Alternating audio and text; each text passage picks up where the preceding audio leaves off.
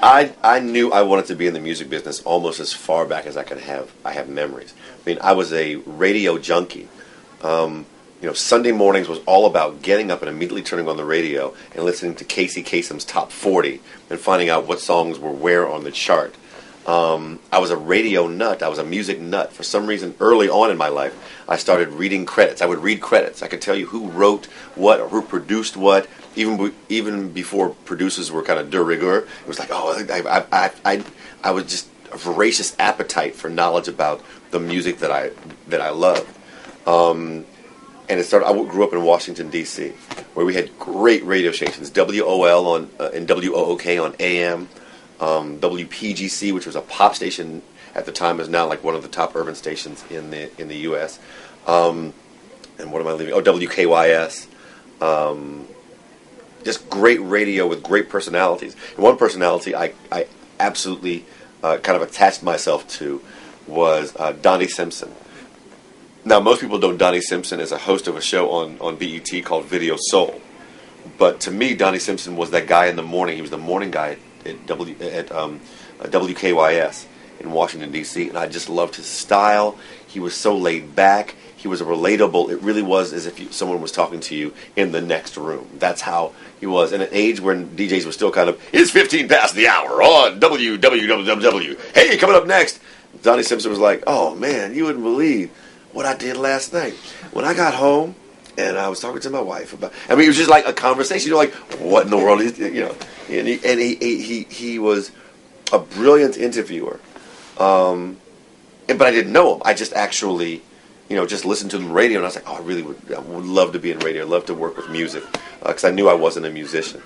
And I went to Brown University, and at Brown University, they have WBRU, the radio station WBRU. And when I was a sophomore, my freshman year, they had come check out WBRU, see if you want to be involved. And so I went over, and they had I guess they called them smokers at the time, where they get everybody together and tell them about tell them about the channel, or the network, or the channel. I'm so TV now, about the station, and you get free records, and sometimes you get concert tickets. I'm like, well, this is pretty much what I spent all of my disposable income on, so sure, why not? And I loved being on the radio. Once I was on the radio, I started to listen to other stations and find out, well, why are they playing these songs in this order? And the mechanics of the station was extremely important. Learning the mechanics was extremely important to me. And so I did that while I was at Brown. And years later, I was hired to do part-time work at WILD in Boston. And that turned into full-time. I went from weekend person to program director, solely because while I was there, I was, again, I just wanted to know everything that was going on at WILD. Why do we play this many commercials in the commercial set? How do we select the music? So I was always in the general manager's and the program director's ear. And they rewarded that kind of appetite with a full-time gig in 1988. And then I was there from 88 to 93.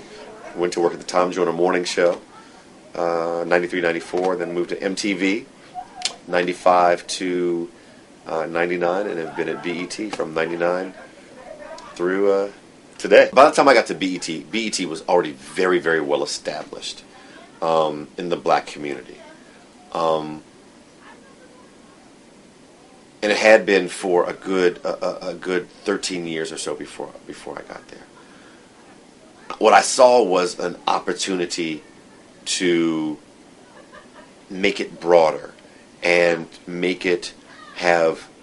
I kind of saw the advent of hip-hop music being pop music and how we could actually help facilitate that. And so I saw us being a bigger entity. It was in D.C., it was an entertainment entity in Washington, D.C. And I remember going into my interview and saying, it's great and it serves well if you want to be a political entity, but if you want to be an entertainment entity, you have to move out of Washington.